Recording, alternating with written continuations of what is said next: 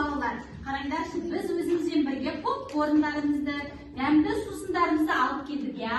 Бірақ балалар, біз дәмді сусындарымызды ішіп болғаннан кейін кинотеатрдың ішін таза ұстау керек.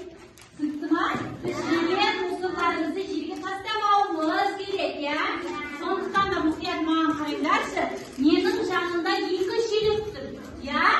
Бұда біреуіне қолыңыздағы баклажкаларыңды, я, бөтелкелеріңді дейміз, я? Соны мына шелекке, менің сол жағымдағы шелекке, ал қолдарыңдағы попкорндарын, чипсиларын, қағаздарын мына шелекке тастаңдар.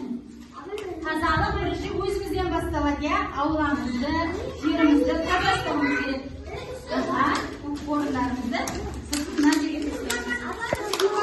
Баклажкаларды мына жаққа, қағаздарды мына жаққа. Я, болса тастамаймыз, ішке алып кетеміз. Я, жарайды.